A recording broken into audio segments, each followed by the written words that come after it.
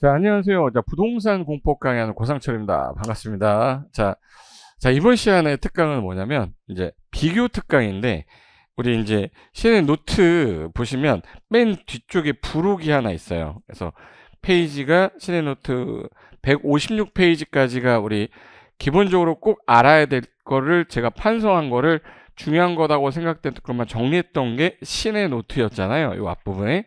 그 뒤쪽에 가시면 157페이지부터죠. 157페이지부터는 비교 특강 정리라고 해서 비교 정리가 있는데, 여기 있는 내용은 정말 시험에 좀 언급을 많이 했던 것들도 있지만 좀 약간 책의 두께상 너무 많은 걸 실지는 못했지만 중요한 건 좀 실어놨어요. 그래서 이거랑 추가해서 제가 이제 자료를 좀 더 만들었는데, 자료 만든 거는 제가 이 강의 옆에다가 추가로 붙여놨어요. 그래서 다운 받으시면 되고, 그 안에 있는 내용들은 뭐 설명을 하기 위한 자료들이기 때문에 혹시 그게 필요하신 분들은 다운받아서 보시면 되고, 그 시내노트 안에 들어있는 내용들 가지고 제가 설명을 다 하는 거니까 요 책 한 권만 달달한다, 나는 다른 건 모르겠는데 한 권은 내가 진짜 마스터를 했다라고 생각하시는 분들은 우리 기본서를 한 바퀴 돌고 나면 요약집하고 요 판서노트 위주로 공부하시면 돼요. 그리고 나서 실력은 문제풀이 하면서 올리면 되니까, 그래서 이렇게 정리하시면 되고, 중간에 문제는 요거와 관련된 연수 문제는 비교 연수 문제라고 제가 다운받을 수 있게 옆에다가 첨부해 놨으니까 두 개예요. 두 개. 판서 관련된 자료 하나랑 그 다음에 요거 문제 관련된 거 두 개만 있으면 되니까 같이 보시면 되고, 지금 이 강의를 들으실 때 가장 유의할 게 뭐냐면, 처음 공부하는 사람들은 되게 어려울 수 있어요. 그러니까 한 바퀴도 돌지 않은 사람이면 보지 마십시오. 근데 한 바퀴가 돌고 난 사람들이 가장 큰 특징이 뭐냐면, 법이 6개인데 6개 중에서 채권이 4군데가 나와요. 도시개발 채권, 토지상환 채권, 주택상환 사채, 도시군계획 시설 채권, 뭐 여기저기서 나오고, 이행강제금 여기서 나오고, 조합이 막 세계법에서 나오는데 6개가 막 다르고, 이런 것들이 정리가 안 되기 때문에 비교해서 정리를 딱 하고 나면요, 이 공법이 진짜 제일 도움 많이 되는 강의가 비교 정리 강의일 거예요. 한 바퀴 끝나고 난 다음에 꼭 보시기 바랍니다. 만약에 이게 돈이 뭐 100만 원이냐 1000만 원 들어도 저는 이거는 꼭 해야 된다고 생각하는 강의이기 때문에 여러분들한테 아마 끝나고 났을 때 도움이 제일 많이 될 거예요. 그래서 비교 정리는 꼭 한번 본다, 이렇게 생각하시면 되고, 여기 비교 특강 첫 번째 딱 페이지 넘기면, 이제 교재에 있는 내용은요, 요거 우리가 채권이 4개가 있는데 국토계획법에도 있고 도시개발법에도 있고 주택법에도 있어요. 근데 건축법에는 채권이 안 나옵니다. 농지법에도 안 나와요. 그러다 보니까 어디서 뭐가 어떤 채권이 누가 발행했고, 발행하면 어디서 상환을 하고, 이게 헷갈리기 시작하거든요. 근데 이거 한번 딱 정리하고 난 다음에 내가 요거를 못 외웠구나 라는 게 보이면 비교하면서 암기되는 겁니다. 이게 이론만 들었을 때는 암기가 잘 안 되는데, 비교하고 난 다음부터는 얘랑 뭐가 달랐지, 뭐 이러면서 암기가 되는 거기 때문에 요거 관련된 거를 제가 프린트로 여러분 자료 올려놨던 거 있을 거예요. 그걸로 들어놨는데, 자, 여기에 공법상 채권 4가지 해가지고 첫 번째가 어디서 나오냐, 일단 이론을 정리를 제가 한 다음에 총정리하면서 암기를 한번 해볼게요.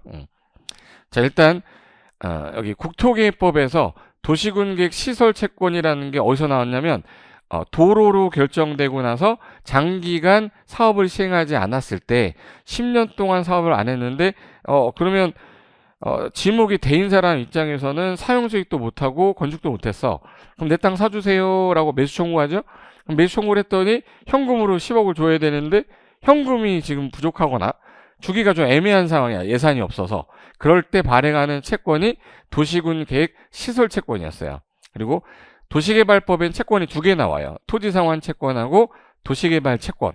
그 다음에 주택법에 가면 주택상환 사채가 나와. 그럼 일단 여러분이 공부할 때 이제 가두리 이렇게 딱 치는 거야. 공법에는 채권이 4개밖에 없다, 이렇게 가야 돼요. 4개밖에 없는데 제목이 도시공객 시설 채권, 도시개발 채권은 모르겠는데 토지 상환 채권하고 주택 상환 사채하면 좀 약간 비슷하네. 그럼 상환자가 들어가는 애들은 특징이 있어요. 얘는 너한테 돌려주겠다, 너한테 줄게 라고 했기 때문에 얘네는 특징이 이름이 써 있어요. 이름이 써있다는 얘기는 무슨 식이라는 얘기예요?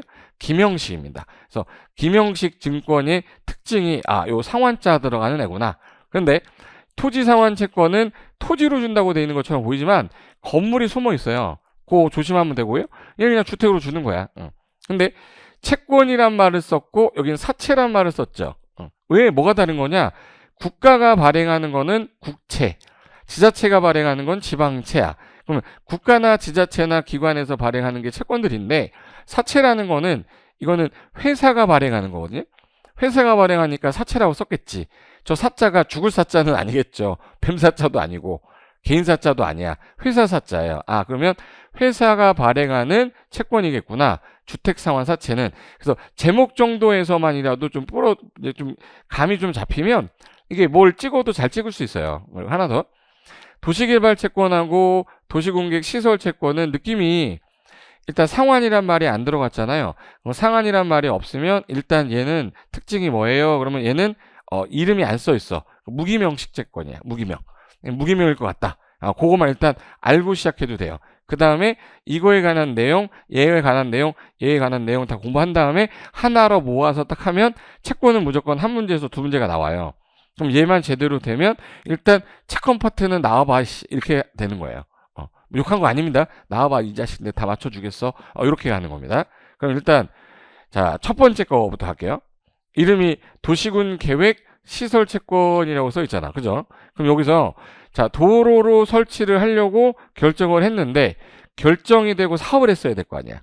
근데 사업을 안 했어. 근데 우리가 공부할 때 10년짜리 하나 있었고 20년짜리 하나 있었죠. 16이 했잖아. 10년, 6월, 2년, 20년. 처음 듣는 거다 그러면 기본 이론 다시 들으세요. 세상에서 제일 중요한 이론 기본 이론이야. 기본 이론은 한번 진짜 눈 딱 감고 내가 만약에 혹시 수업을 처음 들으신 분들도 있을지 모르니까 기본 이론이 한 바퀴가 딱 된 상태에서는요. 요약집이 되게 잘 들어오고요. 근데 뭐 기본 이론 안 들어도 요약집은 이해가 되겠지. 근데 수준의 범위가 달라요. 그래서 기본서라는 게 그 두꺼운 걸 한 번을 해둔 사람이 무조건 이길 수밖에 없습니다. 이걸 안 하고 요약집 한 사람이 요약집 3번 본 사람하고 기본서 한 번 보고 요약집 2번 본 사람이 붙었어. 당연히 이 사람이 이겨요. 그러니까 기본서, 요약, 그 다음에 문제, 그 다음에 나머지 특강 자료를 공부를 하는 거지 않습니까? 그래서 그런 거 기억이 안 나면 어차피 동영상은 다 촬영되어 있으니까 꼭 보시는데 일단 16이야. 10년 6월 2년인데 10년이 지날 때까지 사업이 안 됐어. 그럼 지목이 뭐인 사람이 나 아무것도 못했으니까 내 땅 좀 사주세요 라고 하는 게 뭐죠? 매수 청구야. 근데 아무나 하는 거 아니니까 지목이 뭐였죠? 대인 토지 소유자가 매수 청구를 할 때 이 도로를 설치하려고 한 사람은 도시군 관리계획 위반한 사람이에요. 도시니까 도시 어디죠? 도시 특광 특특 시군. 누구한테 해야겠네? 특광 특특 시군한테 해야지. 근데 이 사람이 시행자를 정해놨으면 시행자한테, 설치관리 의무자를 정해놨으면 설치관리 의무자한테 하는데 매수 청구할 때 이 사람한테 하는 거죠. 그럼 매수 청구한 다음에 6월 안에 매수할지 안 할지를 통지하고 통지 알린 날부터 2년 안에는 매수해야죠. 근데 만약에 아무것도 안 하고 20년이 지날 때까지 안 했다. 그럼 20년이 되는 날에 항상 실효는 그날이에요? 다음 날이에요? 다음 날이야. 해당 일의 다음 날 자동으로 효력을 잃는다. 실효. 사람들이 모르니까 뭐는 나중에 해야 된다. 고시. 이렇게 나가는 거야. 그럼 여기서 자, 토지 소유자가 매수 청구를 했어요. 그럼 매수 청구를 했는데 지자체가 의무자일 때 문제가 뭐가 생기냐면 여기 땅 소유자가 여러 명이 있었는데 얘네 땅 가격이 10억이었다. 나 지목이 다 되었었던 거야. 10명이네.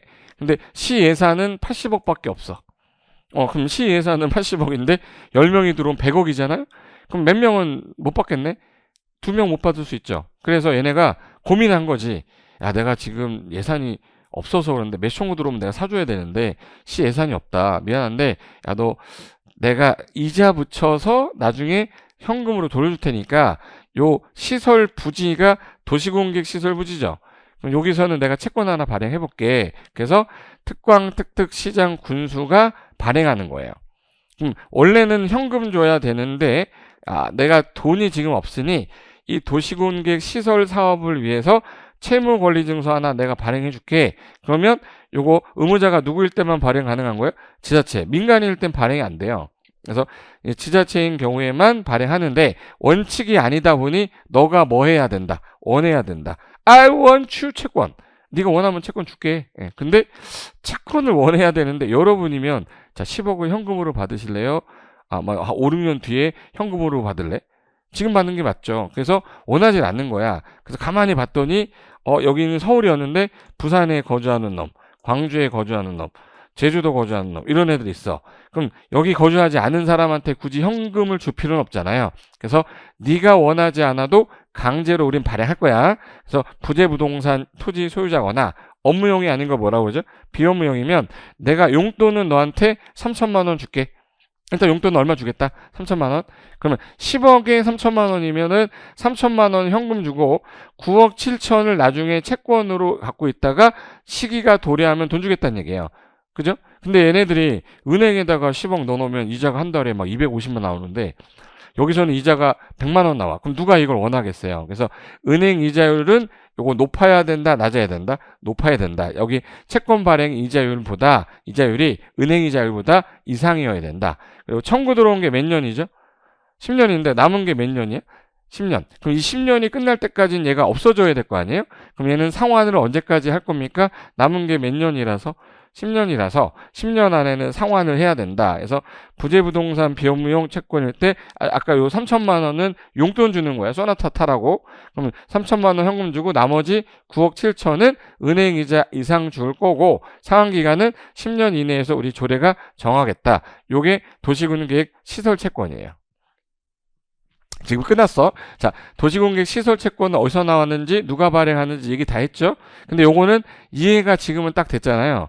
근데 시간이 지나고 나면 세 가지, 네 가지가 헷갈리기 시작합니다. 그래서 하나씩 내용 이해해 둔 다음에 하나의 표로 정리를 딱 해두면 남들보다 속도가 되게 빨라요. 하나 더 갈게요. 자, 토지 상환 채권이라고 하는 거는 어느 사업에서 나오냐면 도시개발 사업을 할 때, 자, 제가 비교 특강을 하는 거니까 6개 법을 공부를 다 한 사람이 공부해야지 지금 처음 공부한 사람이 이거 보시면 도움 한 개도 안 돼. 예. 그래서 한 바퀴 이상, 기본이율 한 바퀴 이상 도신 분들은 분명히 돈 많이 될 거니까 저한테 진짜 고맙다고 할 거예요. 나중에 문제 풀 때 너무 잘 보여. 이게 이유가 있어. 헷갈려서 그런 거거든. 그래서 비교 정리해두고 나면 도움 진짜 많이 됩니다. 자, 도시개발 사업을 하는데 여기를 싹 사버려. 사버리는 걸 뭐라고 하죠? 수용 방식이야. 그럼 대규모로 집단으로 지려고 하는데 사업하는 이 시행자가 공공부문 시행자일 수도 있고 민간부문 시행자일 수도 있잖아요. 그죠? 그러면 공공하고 민간 중에서 누가 사업을 할 때가 문제가 생기냐? 잘 봐요. 시행자 고상 처리한 사람인데 자, 수용 방식이면 이 사람한테 뭐를 주고 내보내는 거죠? 수용해야 되니까 보상금을 줘야 되죠. 그래서 보상금을 주고 나가라고 했더니 이게 10억 토지였나 봐요. 10억 줄게 나가 했더니 이정재란 분이 저희 아버지가 이 땅을 주시면서 절대 이거는 남한테 팔지 말고 너희 아들한테 좀 물려서 줬으면 좋겠다 라고 유언을 하고 돌아가셨어. 근데 내가 이거를 땅 저기 주고 나서 수용당하고 10억 받고 나가면 아버지 나중에 죽어서 뵐 면목이 없잖아요. 그래서 토지 소유자가 그러면 원하면 이거 대신 현금 받고 나가야 되는데 나중에 조성이 되는 땅으로 줄 수도 있대. 그러면 수용 방식이 아니라 무슨 방식이 되네? 환지 방식이 되죠. 그럼 토지 소유자가 원할 때 매수대금을 10억어치를 다 줘버리면 환지가 되니까 매수대금 중에서 그럼 10억은 내가 안 되고 5억짜리는 내가 너한테 땅으로 줄게. 그리고 5억은 현금으로 주겠다. 그럼 5억이니까 일부를 주는 거죠. 그래서 야 내가 매수대금 10억은 안 하니까 요거 너한테 이정재라고 해서 너한테 내가 5억짜리 땅 줄게. 토지나 건물로 상환하는 채권입니다. 근데 너무 기니까 토지 상환 채권이라고 한 거야. 그러면 너한테 주겠다 그러면 아까 상환 들어가면 무슨 식? 기명. 그럼 여기 원부에도 여기 이정재라고 써놨겠죠. 그래서 기명식 증권이야. 그래서 여기 요거 하나랑 5억은 현금 줘야죠. 자, 5억은 현금 채권 하나 끊었어. 근데 얘가 돈이 필요해가지고 갑자기 이 채권을 팔아야 될 상황이 된 거야. 근데 이름이 뭐라고 써 있어요? 이정재 써 있죠. 그래서 돈이 필요해서 친한 친구가 정우성이라고 있어요. 우성이한테 가서 야, 나 지금 돈이 필요한데 미안하다. 이거 5억짜리 땅 받을 수 있거든. 그러니까 요거 땅 나 사진 대신에 내 미안하니까 5억짜리 땅인데 4억만 주라. 그럼 정우성 입장에서는 돈 내고 돈 먹는 거네. 그죠? 5억짜리인데 4억 주는데 그럼 사는 순간 1억의 프리미엄 생기잖아. 그럼 입장에서 뭐 불안할 게 없죠. 그래서 얘가 돈을 딱 주고 4억 주고 나서 채권을 가져왔어. 근데 이걸 가지고 와서 아버지한테 딱 보여주면서 아버지 제가 한 건 했습니다. 그랬더니 뭘 한 건 했냐 했더니 제가 5억짜리를 지금 정재한테 4억 주고 샀어요. 그랬더니 아버지가 내가 너를 그렇게 키웠니? 왜 이래요. 왜 그렇게 키웠니? 그랬는지 아세요? 이름이 누구라고 써있어요 여기. 이정재 써있잖아. 정우성이 이정재 거 훔친 거 아니면 주순 거잖아요. 그러면 아버지한테 내 거라고 주장해봤자 아버지가 믿어? 못 믿어. 발행자한테 가서 저한테 와가지고 상철형이래. 상철아, 저보다 형이니까 상철아 이거 줘. 그러면 형 이거 이정재라고 써있는데 형한테 줄 수 없는데? 이럴 거 아니에요. 그래서 이름이 써있기 때문에 명의를 이전하지 않으면 이건 제3자 발행자한테 내 거라고 대항을 못해요. 그래서 김영식 증권의 특징은 채권을 양도할 때 반드시 명의 이전을 요청해야 됩니다. 이게 김영식 증권의 특징이에요. 그러면 이제 하나 볼게요. 자, 이정재가 이거 5억은 현금 있고 5억은 채권 있으니까 친구들 있을 거 아니야. 친구들한테 이거 보여주면서 이거 봐라 뭐 머리 붙이고 다녀. 이게 뭔 줄 아냐? 이러는 거야. 그래서 원빈한테 가서 이거 보이냐? 그럼 또 누구한테 봐요? 현빈한테 이거 보이냐? 그랬더니 형 그거 어디서 받은 거야? 나도 그거 받을 수 있을까? 그거 어떻게 하면 되냐면 시행자 찾아가. 시행자 찾아가서 삿대질하면 안 돼. 무릎 꿇어. 원빈이 저한테 무릎 꿇어야죠. 제 동생인데. 상철이 형 저도 땅 주면 안 돼요? 현빈도 같이 와. 현빈 저도 땅 주면 안 돼요? 그럼 얘네들한테 이거 다 돌려주잖아요? 무슨 방식 되네 이거? 수용 방식이 아니라 환지 방식 되잖아요. 그래서 전체 양의 제한을 해놨어. 나중에 분양이 되는 건물이 있을 거 아니에요. 분양이 되는 전체 그 대상 토지 건물이 있을 거 아니야? 그 분양 토지 건물에 얼마를 2분의 1을 초과하여 발행하면 안 된다. 초과하면 무슨 방식 돼요? 환지 방식 되니까 환지가 안 되려면 2분의 1을 초과하지 마라. 이게 토지 상환 채권입니다. 이해됐죠? 그럼 얘는 토지 상환 채권이니까 무슨 방식이 떠오르냐? 땅을 나중에 현금으로 받아야 되는데 땅 받는 거잖아. 환지 방식에서 나오는 게 아니라 무슨 방식에서? 수용 방식에서 나온다. 그래서 요 채권까지만 일단 머릿속에 넣어놓으시고 한번 제가 우리 교재에 있는 거 한번 볼게요. 자, 교재에 있는 거. 자, 여기서 하나 외워야 될 게 좀 있어서. 자, 일단 이 두 가지만 먼저 비교 한번 해보고 갈까요? 두 가지.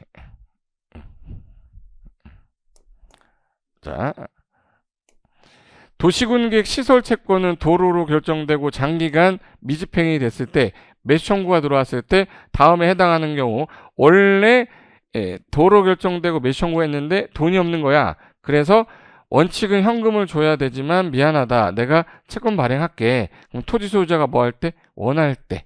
또는 부재부동산 비현무용일 때는 용돈 얼마? 3천만 원은 주고 초과 부분에 대해서 발행하겠다. 그럼 요거 발행은 누구일 때만, 시행자가 누구일 때만, 지자체일 때만. 다른 애는 발행 못해요. 이거 지방채인데. 그래서 지방자치단체일 때만, 즉 매수무자가 특광, 특특시장, 원소 같은 지자체일 경우에만 발행이 가능하다. 그리고 청구 들어온 게 몇 년이었죠? 10년이잖아. 그럼 남은 게 몇 년이래서 10년 이내에서 조례가 정한다. 그리고 이율은 얘가 만약에 그 돈을 은행에 넣어놨으면 이자가 나올 거 아니야. 걔보다 1년 만기 정기 예금금리 평균보다 이상으로 주겠다. 그리고 지자체가 발행하니까 지방재정법을 준용한다. 여기까지예요. 여기가 됐죠?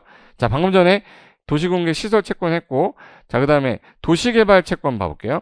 자, 도시개발법에서는 두 가지 채권이 나오는데, 토지 상환 채권이 나오면 항상 요 상환 보면 기명이다. 무슨 방식에서? 수용 방식에서 토지의 수용 사용을 하려고 했더니 토지 소유자가 무릎 꿇은 거죠. 땅 달라고. 뭐 할 때? 원할 때 현금 확보하여 사업을 예를 들어서 그러면 얘한테 돈을 안 주고 나중에 땅 주니까 시행자 입장에서도 돈이 많이 안 들어가잖아요. 좋지. 그래서 원활하기 위해서 발행하는데 토지나 건물로 상환하는 거야. 그러면 이게 모든 시행자 발행할 수 있거든요. 근데 여기서 모든 시행자 중에서 공공하고 민간 중에 누구를 못 믿을까? 아까 이거 발행했던 애들 중에서 이거 봐봐요. 여기서 사업을 진행하는데 공공이 사업을 하다가 문제가 생기거나 민간이 사업하다 문제가 생겼을 때 누가 문제가 생기는 거야? 민간. 그래서 시행자 중에 민간의 경우는 개발법은 다 지정권자한테 인가 승인 받아야 되잖아요. 그래서 민간인 경우에는 일단 뭘 받고 은행이라든지 보험업법에 따른 보험회사한테 지급보증을 받아야 지정권자가 승인해서 발행하는 거예요. 그래서 항상 민간이 문제가 된다는 걸 기억해 두세요. 그럼 여기서 자, 모든 시행자는 발행할 수 있지만 민간은 지급보증을 받아야 되고 토지 소유자가 원할 때 매수대금 다 주면 환지되니까 일부를 지급할 목적으로 이 법은 다 누구한테? 지정권자한테 승인받아 발행한다. 상환 들어갔으니 무슨 시? 기명. 그러면 양도할 때 불편하겠네. 그럼 양도할 때 명의전을 해달라고 요청해야죠. 근데 만약에 명의전이 안 된다. 그럼 발행자나 제3자한테 대항할 수가 없다. 그리고 발행 방법하고 절차는요, 대통령령에서 정하기 때문에 따로 시험에 내진 않아요. 그래서 시행령에서 규제하고 발행 규모가 시험에 나오지. 자, 얘도 주고 쟤도 주면 나중에 환지되니까 분양되는 토지 건축물에 얼마? 2분의 1을 초과하여 발행할 수 없다. 왜? 넘게 되면 환지 방식이 되니까. 여기까지가 도시개발 채권, 도시개발법상 토지상환 채권이고, 그러면 자, 도시개발 채권이라는 건 또 뭐냐? 이런 설명을 한번 해보고 갈게요. 자, 도시개발 채권은 현재 여기를 도시개발 사업을 하고 싶은 거야. 여기 지역이 현재 도시화되지 않았죠. 그럼 여기를 도시개발 개발 사업을 하려면 제일 먼저 뭘 밀어야 돼? 이렇게 도로를 밀어야 되죠. 그럼 도로를 밀어서 구획 정리가 돼야 돼. 얘를 이렇게 해서 구획 정리가 돼야 돼. 그럼 이 도로 설치하는 사업을 우리 뭐라고 그러죠? 기반 시설이 도시군 관리계획 결정되면 도시군계획 시설. 그럼 얘는 도시공객 시설 사업을 해야 돼요. 그럼 돈 들어갈 거 아니야. 그래서 구획 정리하는 도시개발 사업도 해야 되죠. 그럼 요 두 가지 사업이야. 정비 사업은 없어. 요 두 가지 사업을 하려고 하는데 자금이 지자체가 없는 거예요. 그러니까 지자체장이 발행하는 겁니다. 지자체에서 하려고 할 때. 근데 채권은 정부, 국가나 지자체가 발행해야 되는데 도시의 단어 보시면 도시를 거꾸로 뭐라고 그러죠? 시골이라고 하지 마. 도시 거꾸로 하면 뭐야? 시도. 도시 거꾸로 하면 뭐야? 시도. 그럼 누가 발행하겠네? 시도지사. 그래서 시도지사라고 기억하셔야 돼. 발행권자는 시도지사가, 근데 정부가 뭐 하려고 할 때 돈이 필요하면 항상 행정안전부 장관이 나와요. 그래서 시도지사는 누구한테 승인 얻어라? 행정안전부 장관한테 승인 얻고, 얘는 상환이란 말이 안 들어갔으니까 무슨 식이겠네요? 무기명이겠죠. 그래서 무기명으로 발행하는데 등록 발행, 전산으로 발행할 수도 있어요. 그리고 얘는 도시개발 사업을 하는데 수용 방식이 보통 5년 정도 걸리고요. 환지 방식이 10년 정도 걸려요. 그럼 이 사업이 다 끝나는 거는 5년에서 몇 년 사이가 지나야 되네? 10년. 그럼 이 채권 발행할 때 시도가 발행한 것도 요 사이 기간에는 없어져야지. 상환이 다 돼야 되잖아요. 그래서 상환 기간은 5년에서 몇 년이다? 10년. 그래서 상환 기간은 5년에서 10년 이내에서 지자체가 조례로 정한다. 그러면 이렇게 만드는데 돈을 다 썼죠. 그럼 그 돈을 어디서 끌고 온 거야? 어디서 끌고 왔냐면 요 이득 받는 사람들 있죠. 이 개발 사업을 할 때 하도급을 받아서 이득을 받는 자, 형질 변경하는 바람에 땅값이 올라가는 애들한테 의무적으로 매입을 하게 돼 있어요. 평당 뭐 3만 원씩 사라. 그래서 요거 이득 받는 자가 매입 의무자인데, 그럼 얘가 매입을 했잖아요. 매입을 하게 되면 중간에 상환해 버리면은 이 돈 갖다가 사업하다가 돈을 돌려줘야 되니까 원칙이 상환이 안 돼요. 중도 상환이 안 돼. 안 되는데 매입자가 어떤 귀책 사유 없이 취소가 된 거야.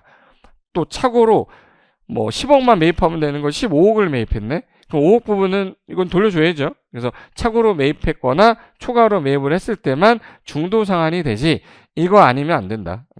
그리고 사업이 끝났어요. 그럼 사업이 끝나고 나면은 이거 돈 찾아가야 될 거 아니야. 그죠?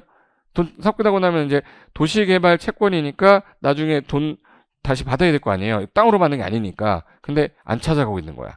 그럼 법원에서는 계속 보관할 수가 없잖아요. 그래서 권리 위에 잠자고 있는 자는 뭐요? 보호받지 못한다. 그래가지고 우리 소멸시효라는 거 있죠.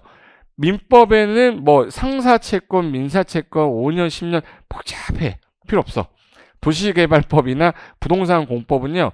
소멸시효가 다 5년으로 통일돼 있어. 소멸시효 몇 년? 5년이야. 소멸시효는 무조건 5년인데 이자는 금액이 낮잖아요. 그러니까 이자는 금방 끝나. 이자니까 2년. 그럼 원금은 몇 년일 거고? 5년.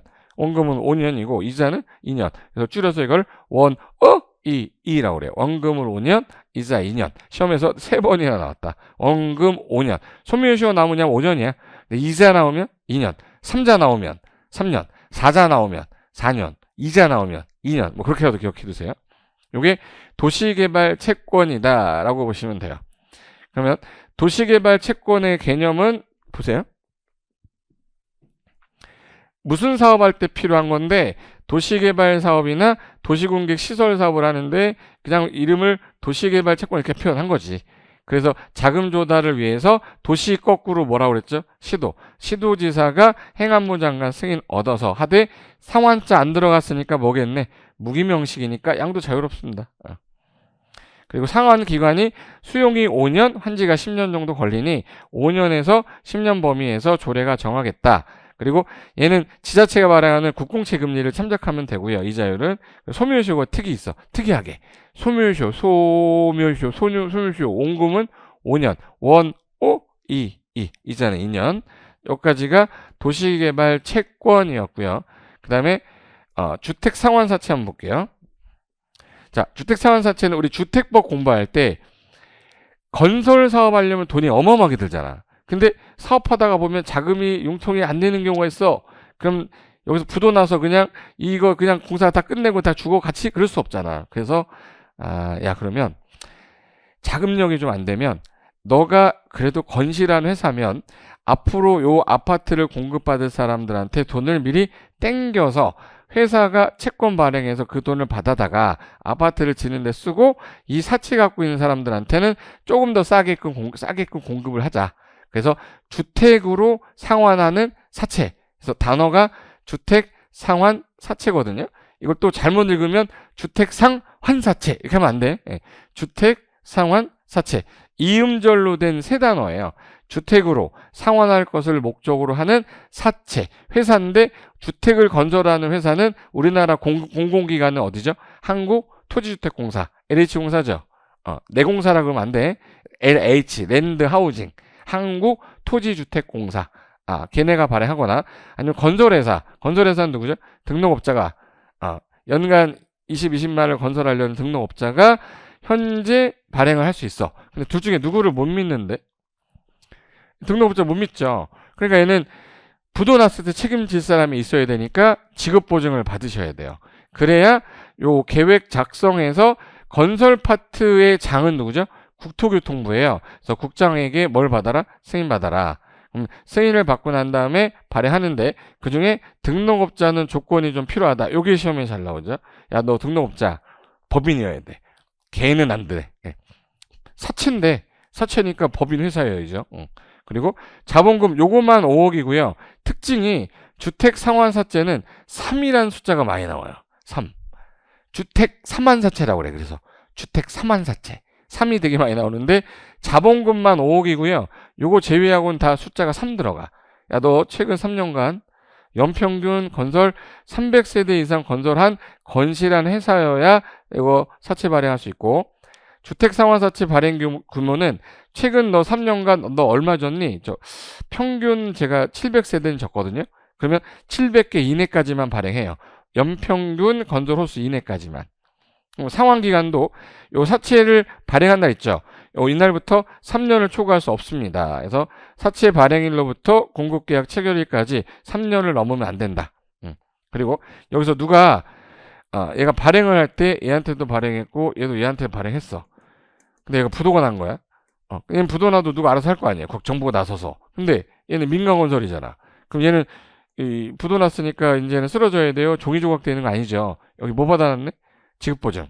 그러면 등록업자가 등록이 말소가 되더라도 이미 발행한 사채에 대해서는 영향 미치지 않는다. 그래서 등록사업자 등록 말소에서 자, 등록사업자 등록이 말소된 경우에도 사업자가 발행한 사채의 효력에는 영향을 미치지 않는다. 뭐 받아놨어요?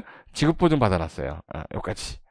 그러면 특징이 한번 따라해보세요. 상환, 상법. 자, 얘는 회사채니까 이 법에 정한 바가 없으면 상법 중 사채 발행에 관한 규정을 따른다. 이렇게 되세요. 그래서 상환, 상법, 상년, 상백세대, 상년, 상환, 5억! 금액만 몇 억이에요? 5억이야. 이걸 3억으로 내면 일단 안 보이는 거예요. 그러니까 외워질 게 몇 개 외워지면 지문에서 X하는 게 많아지는데 얼마 편해. 그죠? 그래서 요 주택 상환사채 관련된 건 요건데 마무리로 한번 해볼게요. 마무리로 자 주택 상환사채 할 때 요 상환이란 말 들어가면 무슨 식 증권일까요? 김영식.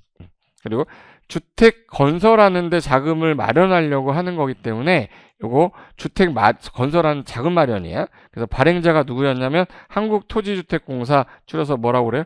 LH공사. 그 다음에 등록사업자인데 누구는 못 믿어서, 등록업자는 못 믿어서 지급보증을 받아라. 그리고 여기는 숫자가 주택 상환사채는 3만 기억하시는데 자본금만 몇 억? 이거 제외하고 숫자 나오면 다 3으로 찍어. 3년, 5년이 아니야. 3년. 그리고 300세대, 200세대 아니야. 이렇게. 그리고 상환기간을 몇 년 초과하면 안 돼요? 3년 초과하면 안 되지. 그래서 상환기간은 3년 초과할 수 없고, 등록사업자는 아까 특징이 자본금만 5억 빼고는 다 3년, 연평균 300세대 이상 건설한 실적이 있어야 되고, 이 법이 없으면 상법에 있는 사채 발행 규정을 따른다. 그리고 등록사업자가 등록이 말소되더라도 이미 발행한 사채에는 효력 미치지 않는다. 근데 얘는 조심할 게 양도가 안 돼요. 양도가 안 돼. 액면 할인 발행하는데 양도가 안 돼. 왜 안 돼? 이게 원래는 됐었는데요. 주택을 공급받을 수 있는 지위나 증서는 매매 양도 알선 금지다라는 규정 때문에 이게 양도가 안 됩니다. 그래서 요 양도 안 되는 이유가 뭐야? 딱지라서. 다만 해외 이주하는 바람에 가야 되는 상황이면 팔게는 해줘야 되죠. 그런 경우에는 어쩔 수 없으니까 팔게 해주겠다. 그래서 요거를 머릿속에 넣을 때 요 세 가지, 네 가지 할 때 한꺼번에 기억하지 않으면 문제가 잘 안 풀려요. 그래서 연습을 할 때 방금 전에 했던 거, 세 가지 정도는 비교표로 해서 정리를 한번 해두시면 도움이 많이 되고, 그 다음에 이제 요걸 가지고 연습을 한번 할 건데, 요 가로 안에 들어갈 말 한번 써볼게요. 지금 방금 했는데도 기억이 나는지 안 나는지 제가 보여줄 테니까 안 납니다, 이게. 자, 봐. 자, 국토계획법에서 도시공객시설채권이라고 나오잖아요. 나오면 요거는 누가 발행해요? 아까 지자체가 발행한댔죠. 그래서 특광, 특특, 시장 운수가 의무자인 누구의 경우에 지자체. 이때만 발행 가능한데 상환기간은 청구 들어온 게 매수 청구 들어온 게 10년이죠. 남은 게 몇 년이죠? 10년. 그래서 얘는 몇 년 이내에서 10년 이내에서 조례가 정하겠지. 그리고 은행이자는 평균 이상이겠죠. 그리고 어느 법을 적용받습니까 하면 지자체이기 때문에 지방재정법 받아요. 지방 뭘? 재정법. 여기까지 나오면 공부된 거야. 그 다음에 토지상환채권에서 조심할 게 얘는 토지 건물로 상환하는 채권인데 도시개발 사업을 하고 있는데 이게 무슨 방식에서 수용 방식 돈 받고 나가야 되는데 저 땅 주세요라고 하잖아. 그럼 알았어. 그럼 내가 너 땅으로 줄 테니까 채권 갖고 있어. 그래서 모든 시행자는 발행할 수 있지만 민간 부도나면 안 되니까 얘는 지급보증을 받아야 된다. 그리고 토지 소유자가 원할 때 매수대금에 전부 주면 환지되니까 매수대금의 일부를 지급하는 게 목적인데 이 법은 다 누구 승인 얻어요? 개발법은 지정권자. 승인 얻어 발행하되 이름 써 있으니까 무슨 식 증권이에요? 김영식. 양도할 때 명의 이전을 요청하지 않으면 발행자 제3자한테 대항할 수 없다. 여기까지 기억나죠? 그리고 도시개발 채권은 누가 발행합니까가 제일 중요해요. 도시 거꾸로 시도지사. 시도지사인 지자체장이 행정안전부 장관 승인 얻어 발행하되 상환자 안 들어가니까 무슨 식이고 무기명이고 상환기간은 아까 수용 방식이 5년, 환지가 대략 10년 길게 걸려서 5년에서 몇 년? 10년 사이에서 뭐가 정한다? 조례가 정한다. 됐고 소멸시효 있는 유일한 채권이죠. 소멸시효 어떻게 돼요? 그러면 1, 2 이. 원금은 얼마? 5년. 이자 2년. 원, 이. 그 다음에 주택상환사채는 누가 발행합니까? 그러면 주택을 발행하는데 자금 건설하는 회사가 LH하고 누구예요? 한국토지주택공사랑 등록업자. 누구를 못 믿어서 등록업자는 뭐 받아라? 지급보증. 그리고 상환 들어가니까 무슨 식이에요? 김영식. 근데 얘는 옛날에 양도가 됐지만 얘는 주택으로 받을 수 있는 증서라 투기할까봐 양도가 안 된다. 다만 해외 이주 등의 부득이한 사유가 있을 때만 양도돼요. 그때는 사채에 있는 이름 바꿔달라고 요청하면 요청이 돼서 바뀌어야 돼. 안 바뀌면 발행자 제3자한테 대항 못한다. 그리고 3자 나온댔죠. 5억 자본금 빼고는 다 몇 년? 3년. 발행일로부터 몇 년 초과 못하고 3년.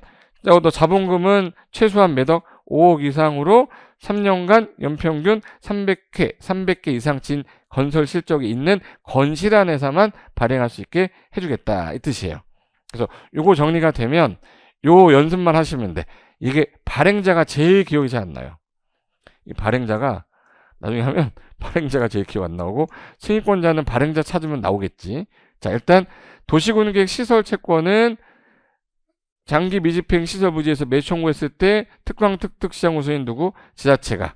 얘는 승인을 안 받아. 그래서 지방재정법만 받고 토지 상환 채권은 사업하는 시행자가 모두 발행할 수 있대. 민간은 뭐 받아라? 지급보증 받아야 되고 그리고 개발법은 전부 다 승인권자가 지정권자로 돼 있는 게 원칙이에요. 그리고 상환 들어가니까 무슨 식? 기명. 주택상환사채도 뭐? 기명. 나머지는 무기명이겠지. 도시개발 채권은 도시개발, 도시공객, 시설 사업하는 돈 필요해서 도시 거꾸로 시도지사가 여기는 동관련 낸 거 나오면 항상 어느 분장이죠? 행장. 승인 얻어 발행한다. 주택상환사채는 회사가 발행하니까 그 회사는 등록업자랑 LH인데 누구 못 믿어서 등록업자는 지급보증 받아야 되고 주택건설 분야니까 어느 분한테 승인 얻어요? 국장. 요거만 머릿속에 잘 넣어야 돼요. 이 키워드야. 써볼까요? 발행자 누구야? 지자체. 승인권자. 얘는 없어. 벌써 까먹었어? 없잖아. 됐고. 그 다음에 토지상환채권은 발행자 누구예요? 그럼 이거 토지상환채권은 누가? 시행자. 모든 시행자. 승인은 도시개발법은 다 누구? 지정권자. 도시개발채권은 발행자가 도시 거꾸로 시도지사. 여기 동 관련된 거는 행장. 주택상환사채는 회사니까 여기서 끄집어내야 LH하고 등록업자. 그리고 건설파트니까 누구야? 국토교통부 장관이 승인권자다. 이렇게 정리하시면 요 표 하나만 갖고 이제 내가 앞으로 채권이 나오면 모든 문제 내가 풀어볼 거야 해가지고 방금 전에 판서했던 게 요거 판서한 거고요. 요거 한번 해볼까요? 문제 하나 풀어볼게. 그래서 제일 잘 나오는 게 도시개발 채권 요 시도의사라는 거 되게 잘 나오고 토지 상환 채권 상환 들어가면 이거 무슨 식이고 김영증권이고 됐죠? 그리고 회사가 발행하니까 등록업자랑 LH하고 그리고 건설 파트니까 국장일 거다. 토지 상환 채권은 건물도 숨어 있죠. 도시개발 사업을 하는 모든 시행자가 발행하되 개발법은 승인권자사 누구? 지정권자. 장기 미집행 시설 부지에서 지목이 돼인 사람이 매수 청구하면 의무자가 지자체일 때만 돈이 없으면 채권 발행할 수 있다. 지자체가 발행하니까 지방재정법 주장한다. 요거가 관련된 거예요. 그리고 토지상환 채권은 단독 문제로 도시개발 채권은 단독 문제로 많이 나와서 요거를 제가 일단 정리해 놓은 건데 자 토지상환 채권은 상환 들어갔으니까 무슨 식? 기명. 그리고 내가 돈 받고 나가야 되는 수용 방식인데 토지 소유자가 뭐 할 때? 원할 때 매수대금의 일부를 지급하기 위해서 모든 시행자가 발행하나 민간은 못 믿어 지급보증 받아라. 이게 재주고 다 줘버리면 환지가 되니까 분양대상 토지 건물의 얼마를 2분의 1 초과하면 안 되고 이 법은 다 누구? 지정권자 승인 얻어야 돼요.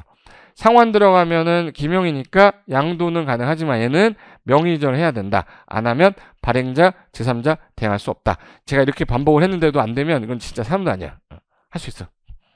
그리고 요 도시개발채권은 발행자가 제일 중요해요. 도시 거꾸로 시도지사. 그리고 돈 관련된 거는 행장. 무슨 사업 두 개?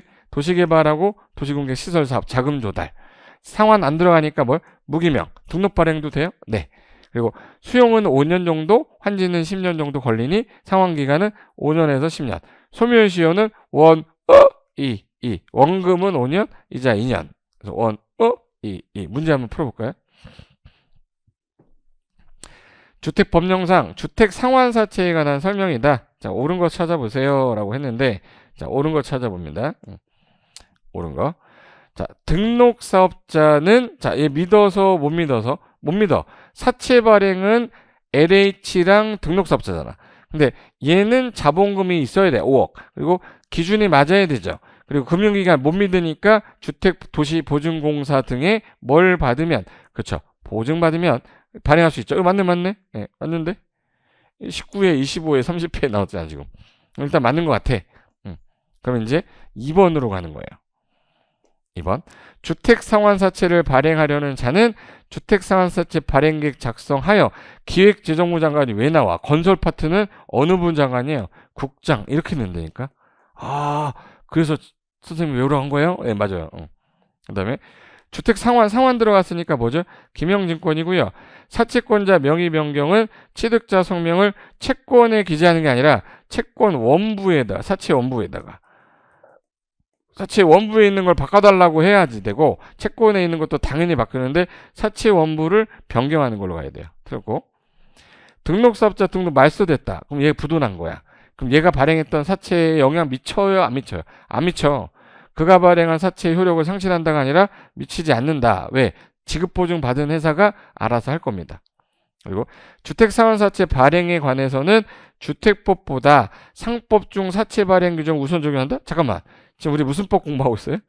주택법령상 사채를 공부했잖아. 그러면 주택법보다 상법을 우선하면 거기가 있어야지. 예.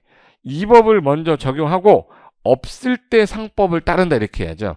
그래서 주택법을 먼저 적용하고 없다면 상법 중 사채 발행 규정을 따른다 이렇게 해야 돼요. 그래서 틀렸다. 그래서 요 2, 3, 4, 5 다 틀렸으니까 답은 몇 번이에요?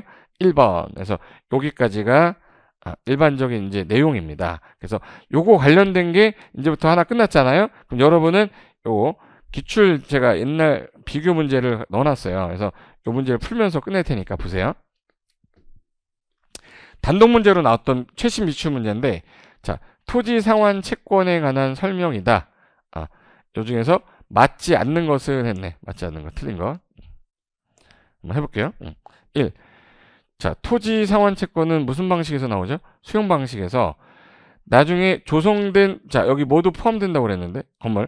토지나 건물로 상환, 원래 돈 받고 나가야 되는데, 나중에 토지나 건물로 받는, 채권이기 때문에 상환 들어가면 뭐죠? 김형식. 이거 맞네. 맞지 않는 걸 찾으랬잖아요. 2번. 시행자는 토지 소유자가 뭐 할 때? 원할 때 토지 매수 대금의 전부 또는 일부를 지급하기 위해 채권 발행할 수 있다. 자, 모든 시행자 발행하는 건 맞는데 10억어치 땅을 10억어치 땅 중 환지되니까 매수 대금의 전부는 안 된댔잖아. 매수 대금의 뭔부를? 일부라고 해야죠. 틀렸네. 답은 2번. 3번. 등록업자가, 자, 얘 믿어서 못 믿어서? 얘 못 믿어요. 은행법에 너 못 믿어. 그러면 너 민간이니까 금융기관이나 보험업법에 따른 보험사업자한테 뭐를 받아라? 지급보증. 그러면 이 개발법은 다 누구한테 승인 얻어요? 지정권자. 승인 얻으면 발행할 수 있다. 맞네요. 그리고 시행자가 채권을 발행했는데 얘도 주고 쟤도 주고 다 주면 환지되니까 이 발행 규모는 채권으로 상환할 토지 건축물이 해당 도시개발사업 분양 조성되는 분양토지 분양 건물에 얼마 초과하지 말라고요? 2분의 1을 초과하지 아니하도록 해야 된다. 맞네. 5번. 지정권자가 아닌 시행자는 지정권자한테 승인을 받아. 자, 지정권자가 아닌 사람이면 승인 얻어야죠. 이 법은 다 지정권자 승인 얻어야 발행할 수 있다. 맞네요. 그래서 정답은 2번만 틀렸고 다 맞는 거야. 이게 최신 요런 유형이 기출문제, 빈출문제입니다. 한 문제 더 있어요. 비교하는 문제로 나왔던 건데, 자, 비교하는 거. 토지 상환 채권, 도시개발 채권에 대한 설명인데 옳은 거. 자, 이거는 도시개발법에만 나오죠. 그러면 1번. 도시개발조합은 도시공객 시설 사업에 자금 조달. 자, 사업에 자금 조달하려고 채권 발행한다. 잠깐만. 도시개발 채권이랬죠. 도시개발 채권 하면 도시 거꾸로 뭐죠? 도시 거꾸로.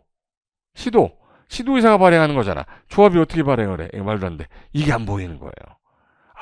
그래서 네가 이거 외우라고 한 거야? 맞아요. 그래서 외우라고 한 거야. 도시개발 채권은 도시 거꾸로 누가? 시도가. 그리고 토지 상환 채권은 나중에 뭘로 받는 거냐면 토지나 건물로 받는 거죠.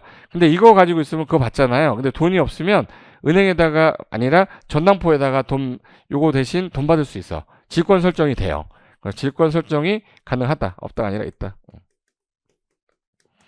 자, 도시개발 채권은 자, 상환자가 없네. 그럼 무슨 식? 무기명 발행할 수 있다 없다? 있다. 무기명 가능하댔죠. 그 다음에 4번. 여기 써있네. 도시개발채권은 도시 거꾸로 시도의사가 발행할 때 상환 방법 절차는 자, 장에서 돈 관련된 거는 국장이 아니야. 누구? 행장. 행정안전부 장관의 승인 얻어야 된다. 깔끔하네. 답은 4번이네요. 5. 도시개발채권은 안 찾아가잖아요. 도시개발채권 안 찾아가. 소멸시효 1, 2. 원금은 몇 년? 5년. 틀렸네. 5년. 이자니까 2년. 맞네, 이거는.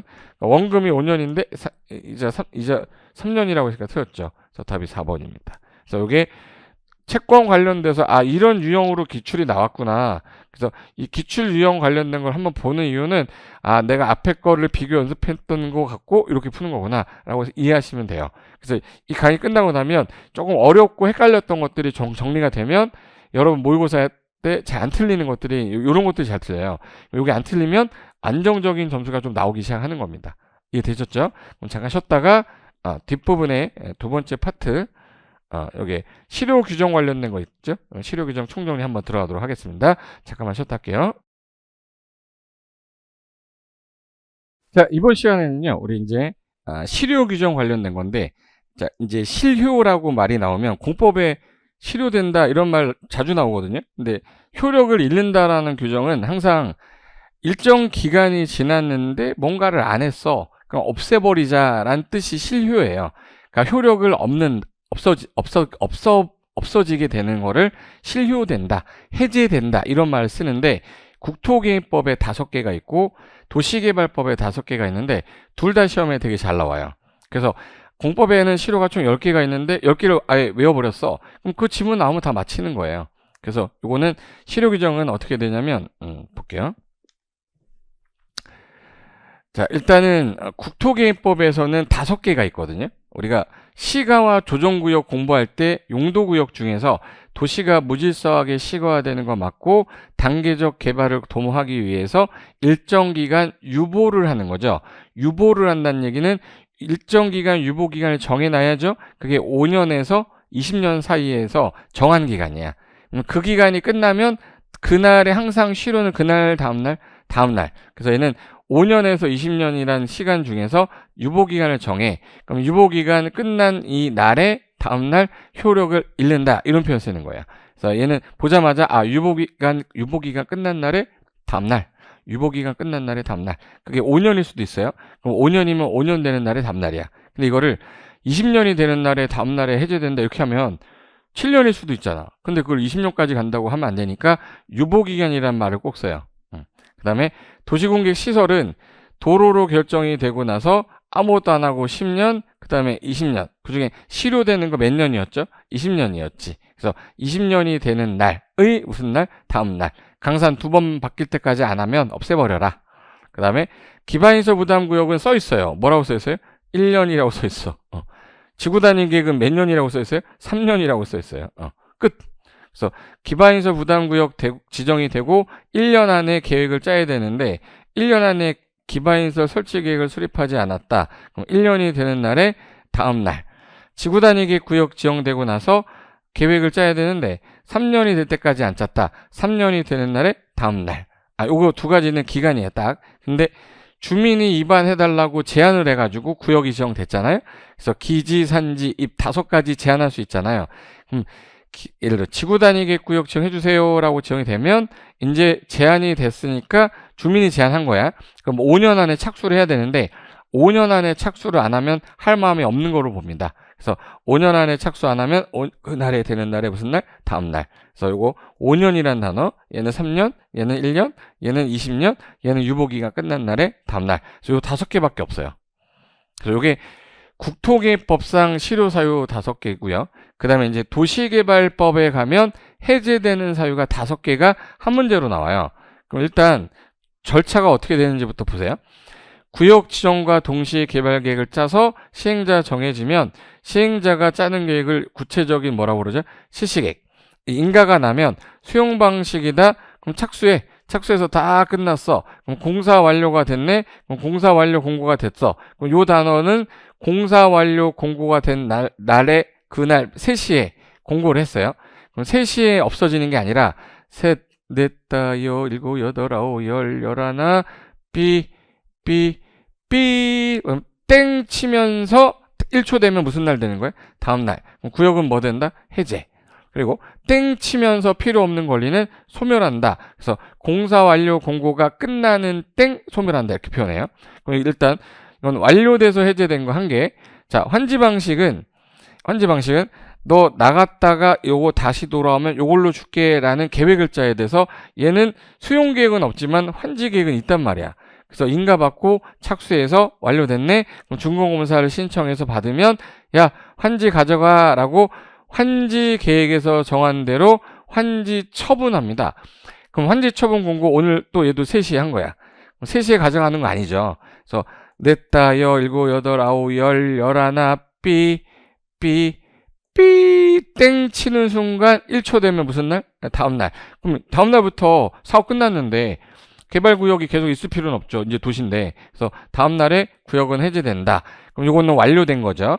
그러면 이제 언제 환지 방식은 언제 소유권을 만약에 구역이 해제됩니까? 그러면 환지 처분 공고일의 다음 날. 수용 방식은 공사 완료 공고일의 다음 날이니까 요 단어 보고 무슨 방식인지 맞히셔야 되고. 근데 완료돼서 해제되는 것도 있지만 완료되기 전에 사업을 안 해서 해제되는 경우도 있어요.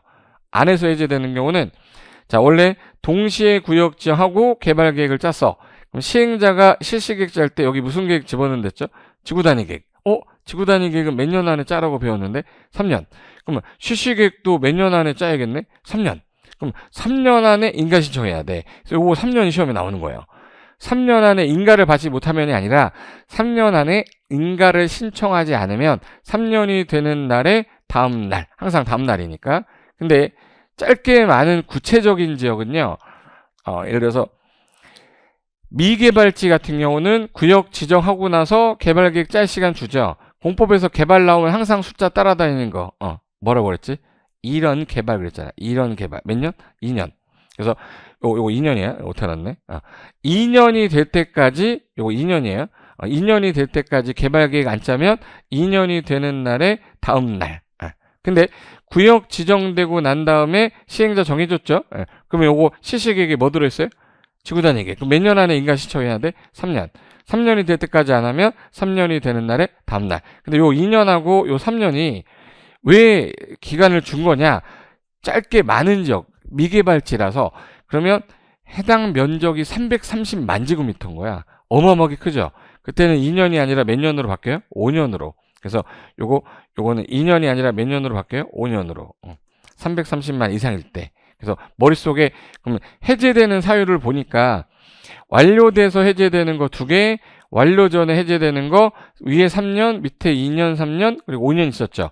요거는 완료되기 전에 해제된 거기 때문에 구역 지정되면 개발구역은 도시지역과 지구단위계획 구역으로 결정고시 된 거로 본다라고 하잖아요. 그럼 얘 구역이 없어졌어 이거. 없어졌으면 완료된 게 아니잖아요. 그럼 종전용도로 환원해야 되고 지구단위 계획은 폐지된 거로 본다. 그런데 조심할 거 하나 있다. 2년, 3년짜리가 330만 이상이면 몇 년으로 바뀌어요? 5년이야. 그러면 요거는 종전용도로 환원되지만 완료로 해제된 경우에는 돌아가면 안 되죠. 얘는 완료로 해제된 경우에는 종전용도로 환원되지 않는다. 요거 하나 기억하시면 되겠다. 됐죠? 그래서 요거는 법조문으로 이제 볼게요. 자, 이제 여기 4가지 여기 중에서 요 2가지 있죠. 그럼 총 5개잖아. 그래서 시가와 조정구역은 유보기간 만료된 경우에 이 만료된 날에 무슨 날? 다음 날. 도시공객 시설은 몇 년 준댔죠? 20년. 경과할 때까지 안 하면 20년이 되는 날에 다음 날. 그리고 구역, 지구단위계획 구역이 지정이 됐어. 그럼 계획 짜는 거는 몇 년? 3년. 안 하면 결정고시가 안 되면 3년이 되는 날에 다음 날. 근데 주민이 제안을 해서 입안을 해달라고. 그럼 지정이 되면 착수해야 되죠. 그럼 몇 년이죠? 5년. 안 하면 5년이 되는 날에 다음 날. 그리고 기반인서 부담구역은 여기서 보랬죠.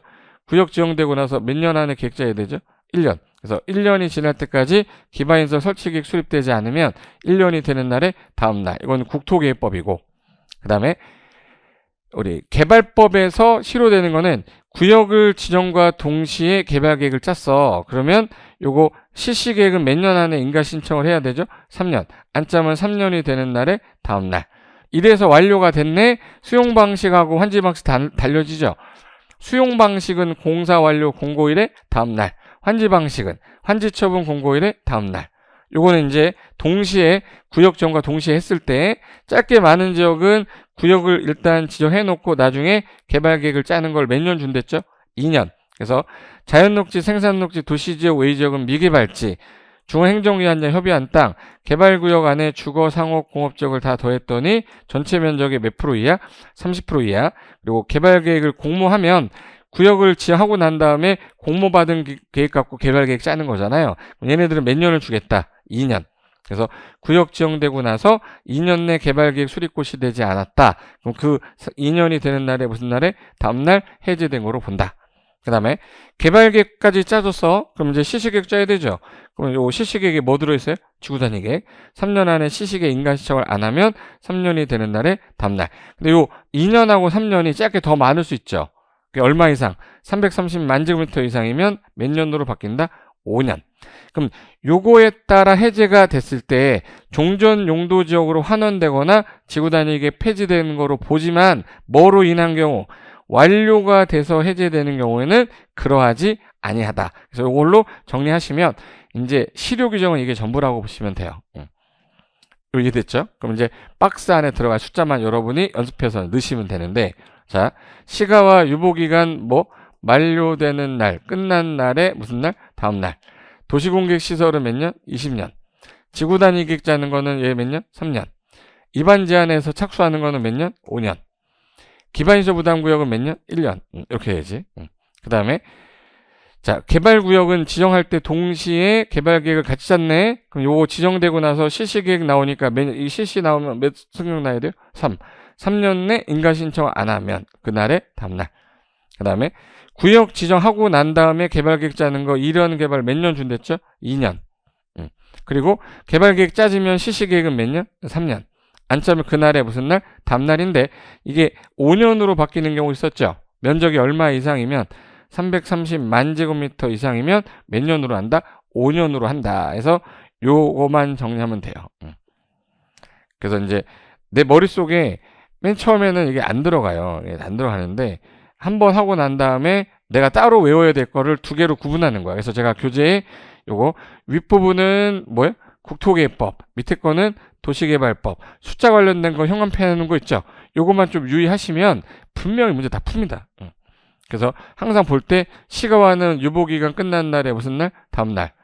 자, 도시공객시설 이건 장기 몇 년? 20년. 기반인설 부담구역은 1년. 지구단위계획은 3년. 기억해야죠. 그리고 요거 지구단위계획을 주민이 입안을 해서 제한이 됐을 때는 몇 년? 5년. 요것만 정리하시면 돼. 근데 도시개발구역 해제는 두 개로 나눠져. 완료가 되기 전에 해제됐다? 그러면 종전용도로 환원하죠? 그게 실시계획을 몇 년? 3년. 구역 지정하고 개발계획 짜는 거 몇 년? 2년. 그 다음에 실시계획은 3년. 안 짜면 요 날에 다음날. 자, 완료돼서 해제되면 종전용도로 환원 안 한댔죠. 수립할 게 많은 요 지역들은 2년, 3년 짜는 지역은 330만 이상이면 요 2, 3년을 몇 년으로 바꾼다? 5년. 그래서 요걸 간단하게 정리해 두시면 문제 푸는 데는 전혀 지장이 없을 거다. 그래서 요 파트가 이제 실효 파트였어요. 됐죠? 그렇게 정리하시고. 자, 그러면은 이제는 조금 어려운 거 들어갈 건데, 우리가 공법에 6개 법이 나오거든요. 6개 법 중에 6개 법. 자, 1번이 국토계획법, 2번이 도시개발법, 3번이 정비법, 4번이 건축법, 5번이 주택법, 6번 법이 농지법이야. 자, 우리 6개 법에서 문제 나올 때 조합이 어디 나왔지부터 가야 돼요. 자, 국토계획법에서는 조합이란 말이 없었는데 도시개발 조합이라고 들어봤죠? 정비사업 조합이라고 들어봤잖아? 주택법에 주택조합 들어봤죠? 그러면 여기만 있네. 이게 머릿속에 좀 들어와 있는 사람은요, 문제 풀면서, 도시개발조합 문제네. 이거 주택조합 문제네. 이게 구분이 된 상태에서 공부하는 사람하고요. 조합이 되게 많았는데, 이런 사람하고는 수준이 많이 다른 거죠. 대화 자체가 나는 명확하게 이 테두리를 알고 있는 상태에서 얘의 내용, 얘의 내용, 얘의 내용이 있는데 약간씩 달랐어. 동의 요건도 달랐어. 조건이 약간 달랐어. 이거를 구분할 줄 아는 사람이 공부가 된 사람인 거예요. 저는 이제 공부를 오래 했기 때문에 저는 되지만, 처음 공부한 사람이 안 되니까 선생님한테 수업을 듣는 거지. 왜 돈 내고 들어요? 그죠? 남들보다 더 명확하게 하려고 돈 10만 원, 20만 원 더 내는 거잖아요. 그러니까 대한민국에는 1타, 2타 강사가 있는 거잖아. 그래서 저도 열심히 하는 거잖아. 여러분한테 도움이 돼야 되고, 그만큼 또 돈을 제가 받았으면 효과가 있어야 될 거 아니에요. 그죠? 그렇게 해서 저도 준비를 하는 거니까 잘 따라오시면 돼. 할 수 있어. 자, 그러면 조합이 3개가 나왔네. 근데 도시개발조합은 1개고, 혹시 정비사업이 3개인 건 아시죠? 주거환경 개선사업, 재개발사업, 재건축사업 3개가 있는데 그 중에 조합이 안 나오는 애가 하나 있어. 주거환경 개선사업은 안 나오죠. 달동네라 돈이 없어서 얘네가 모여서 뭔가를 못해. 그러니까 여기는 정비조합은 재개발조합하고 재건축조합 2개밖에 없어요. 그 다음에 주택조합은 주택을 건설해서 마련을 한번 해보겠다. 기존에 있던 거를 리모델링해서 주택을 다시 한번 받아보겠다. 그래서 조합이 3개예요. 3개. 총 조합이 몇 개가 있구나? 6개 있구나. 근데 성격이 조금씩 다 다르고, 인가 조건이 다르고, 어떤 건 신고고, 이게 구분이 좀 되면, 이거 되게 재밌어집니다. 그럼 일단, 도시개발조합 하나, 여기 정비조합 2개, 주택조합 3개가 있어. 그럼 이제 한번 해볼게요. 자, 공법상 조합은 그럼 총 몇 개네? 총 몇 개야? 총 6개인 거예요. 6개. 근데 여기 조합의 성격 중에 도시개발조합하고 정비조합은 성격이, 얘는 둘 다 법인으로 성격이 등기를 해야 되거든요. 근데 주택조합은 성격이 얘랑 달라. 약간 그냥 조합이 그냥 이름으로 사업을 해요. 그래서 요게 약간 차이점이라 얘네 둘이 비교되는 문제를 주로 내지, 얘네랑 얘를 비교하는 문제로 내진 않아요. 이제 그거부터 구분하고 가십니다. 자, 그러면 도시개발조합이 1개, 그리고 정비조합이 몇 개? 2개. 그 다음에 주택조합이 3개가 있어. 도시개발조합은 도시개발구역 안에 살고 있는 사람들이잖아요. 뭐를 갖고 있는 사람들이에요? 토지를 갖고 있는 사람들이기 때문에 여기는 토지 소유자란 말 써요. 뭐라고 쓴다고요? 토지 소유자. 근데 정비법은요, 정비구역 안에 노후 불량 건축물을 가지고 있는 사람도 있고, 땅을 가진 사람도 있고, 지상권자도 있죠. 토지 소유자도 있고, 건축물 소유자도 있고, 지상권자도 있어. 그래서 우리 정비법 할 때 얘는 토지 등 소유자 그랬잖아. 얘는 토지 소유자 써 있지만 얘는 토지 등 소유자니까, 등에는 재개발은 토지 소유자, 건물 소유자, 지상권자인데, 재건축은 건물하고 부속 토지 같이 가진 자다 이렇게 했잖아. 그들이 조합원이에요. 근데 얘는 주택법상 조합은요, 소유자들이 모여서 하는 거는 리모델링밖에 없고, 지역주택조합하고 직장주택조합은요, 사람들이 요건을 갖춘 애들이 모여가지고 조합에 가입을 해서 이 조합이 건설을 한 다음에 얘네들이 우선 공급으로 받는 거야. 그래서 얘는 약간 다르죠. 그래서 여기는 지역주택조합, 여기는 직장주택조합, 여기는 리모델링 주택조합, 공동주택의 소유자들. 그럼 얘 같은 경우는 공동주택의 소유자들이 모이는 거고요. 여기 지역주택조합하고 직장주택조합은 사람들이 모여라. 집이 없는 사람이 모이세요. 조건이에요. 있어도 85제곱미터 이하 한 채 가진 사람만 여기는 모이는 거야. 가입을 하는 거야. 그리고 여기는 공동주택에 누가 소유자가 모이는 거라, 여기는 토지 등 소유자 이런 말 쓰지 않는 거야. 얘네들은 토지 소유자가 뭐 설립하는 거죠? 개칠이 7명이, 개칠이라고 그래. 개발법은 개칠이 7명이 모여서 조합 설립을 하는 건데, 얘는 추진위원회를 먼저 구성해요. 추진위원회 5글자잖아. 깃발이 5개야. 몇 명은 모여야 되겠네. 5명. 그래서 얘는 추진위원회 5명이 모이는 거고, 얘는 가입을 하는 거죠. 건설하는 예정세대수가 얼마냐에 따라 그 예정세대수의 50% 이상이 모여야 돼. 2분의 1. 그리고 얘는 소유자들이 모이는 거고, 그래서 건설 예정 세대 수의 50% 이상이 모여라 이렇게 됐고, 그 다음에 최소 20명 이상일 것인데 리모델링은 20명 이상 이런 말 안 써요. 왜 안 쓰냐? 18명도 리모델링 해야 될 거 아니에요. 18세대도. 그러니까 얘는 몇 명 이상 이런 말 안 써요. 무슨 조합은? 리모델링은. 조합이 3개잖아. 지역주택조합, 직장주택조합, 리모델링 주택조합이거든요. 그래서 약간씩 다르구나. 저 하나 기억할게. 개발법은 개칠이 7명. 정비법은 추진위원회가 조합 설립을 하거든요. 추진위원회 5글자니까 몇 명? 5명. 근데 동의요건이 여기는 땅이 주 대상이에요. 땅이 주 대상이니까 이 땅을 누가 많이 가졌냐 이게 문제라. 그래서 면적이 항상 중요해요. 그래서 면적은 3분의 2, 그들이 가진 땅이 절반. 그래서 면상이 총 맞았니 2분의 1 그랬죠. 면상이 총 맞았니 2분의 1, 면상이 총이 1. 면적 3분의 2, 총수 2분의 1. 근데 얘는요. 조합이 2개잖아. 재개발하고 재건축은 동의요건이 약간 달라요. 얘는 이거부터 할까? 동의요건 자체를 어렵게 해놓은 게 재개발 관련된 거는 재개발 구역에 살고 있는 사람들이 있을 거 아니야. 그죠? 근데 여기는 살고 있는 사람의 숫자가 중요하지 면적은 정해져 있거든요. 그래서 면적은 절반인데 요 총수가 중요한 거야. 그래서 총수가 4분의 3, 면적이 2분의 1로 돼 있어요. 그래서 여기 총수 4분의 3, 면적 2분의 1. 그래서 요거 4321이라고 그래요. 총수는 4분의 3, 그들이 가진 땅이 2분의 1, 4321이에요. 근데 재건축 같은 경우는 아파트 단지 안에 이렇게 돼 있는 경우가 있고 단지 안에 있는데 요 바깥이 이렇게 포함이 될 수도 있어요. 이렇게 오래된 주택이. 그럼 얘네들 같은 경우는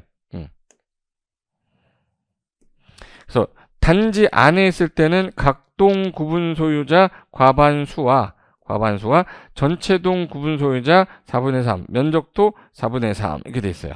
근데 단지가 밖이야. 아파트 단지가 아니야. 그럼 각동이란 게 없죠.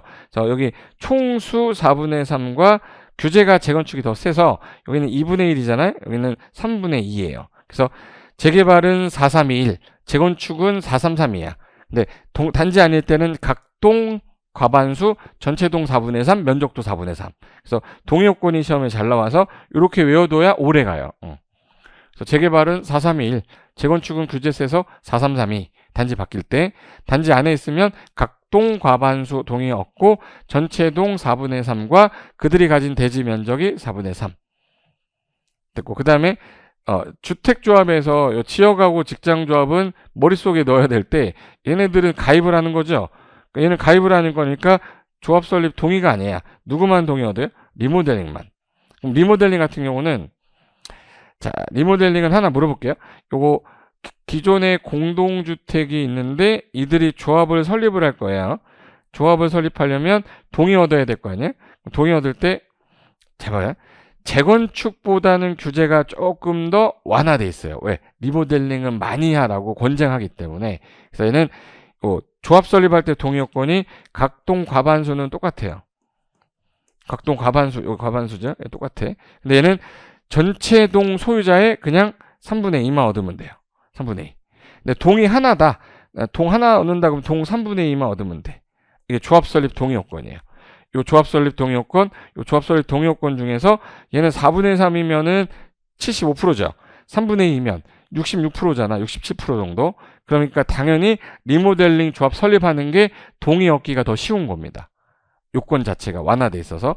그리고 조합 설립이 되고 나서 리모델링은 기능을 증대하는 거라서 증축하거나 대수선하는 거라 뭘 받아야 돼요? 얘는 허가 받아야 돼요. 그때 허가를 받을 때 동의 요건은 조금 더 세지는데 허가받기 위한 동의 요건은 요 과반수가 50%로 바뀌고 요 3분의 2라는 게 75%로만 바뀌어요. 요게 얘는 허가받기 위한 동의 요건이고 조합 설립할 때 요거 동의 얻어서 조합 설립이 되면 조합이 리모델링 허가받을 때 이 동의를 다 얻어라. 각 동 50%, 전체 동의 75%. 한 동만 하면 그 동의 75%, 얘 67%잖아요. 걔보다 더 세진다 이 뜻이야. 그래서 이 동의 요건이 다르다. 근데 여기서 조심할 거, 얘는 가입을 하기 위한 조건만 맞추면 되니까 동의가 없는 거고, 그 다음에 여기는 동의를 안 해도 얘가 동의 안 했어. 근데 여기는 수용 방식이 없어. 조합은 조합은 전부를 환지 방식으로 할 수밖에 없거든요. 전부 나갔다가 전부 들어와야 되니까 동의 안 한 애도 자동조합원으로 돼 있어요. 그래서 자동조합원으로 됐기 때문에 얘네들은 조합설립 인가를 받으면 돼. 동의 얻어서 조합설립 인가, 조합설립 인가, 조합설립 인가를 받는데 한 놈이 인가가 아니에요. 그중에 직장주택조합만 인가받지 않는 게 하나 있어. 그럼 걔 하나 외우고 조합설립은 다 뭐다? 인가다 이렇게 가지 않으면 내 머릿속에 정리가 잘 안 돼요. 지금 처음 듣는 사람은 이게 무슨 말인지 모르니까 제가 수업 듣지 말라고 한 거예요. 우리가 한 바퀴 돌아야 조합이 몇 개 있었지 이게 되는 거기 때문에 하나 더. 여기는 조합설립 인가를 개발법은 다 지정권자한테 받는데 정비법은 다 시장, 군수 등한테 받아요. 시장, 군수 등. 여기는 다 누구? 지정권자. 여기는 시장, 군수 등. 주택조합은 시군구청장이라고 돼 있어. 그럼 여기서 재개발조합도 동의 안 해도 자동조합원인데 재건축의 경우는요. 동의를 안 하면 매도 청구 대상자 됩니다. 무슨 청구요? 매도 청구. 수용이 안 되기 때문에 얘는 무슨 청구? 매도 청구 대상자야. 그러니까 조합 설립, 재건축 조합 설립에 동의 한 자만 조합원이고 동의 안 하게 되면 무슨 청구 소송해서 매도 청구 소송해서 강제로 시가 주고 뺏어버려요. 그리고 얘네들 중에서 조합 설립할 때 리모델링도 수용이 안 돼. 그럼 여기서 동의 안 한 애 있을 거 아니야. 리모델링 허가 받을 때 동의 안 한 애들 있을 거 아니야. 걔네들한테도 무슨 청구해? 매도 청구합니다. 요거 같이 비슷한 거니까 기억해 두시면 되고. 자, 그러면 여기 재건축에 동의하지 않은 경우 뭐 한다? 매도 청구한다. 동의요건 지워볼게요. 재건축의 경우는 동의를 안 하면 무슨 청구해요? 매도 청구. 동의요건 우리 했죠. 그 다음에 리모델링도 동의 안 하잖아요. 그럼 얘도 무슨 청구해? 조합 설립하고 나서 리모델링 결의 허가를 신청해야 되는데 그때 동의 안 하면 무슨 청구예요? 매도 청구. 매도 청구는 여기 재건축하고 어디서만 나오네? 리모델링에서만 나온다. 그래서 정리를 하면 자 이거 보세요. 정리하면 이렇게 돼요.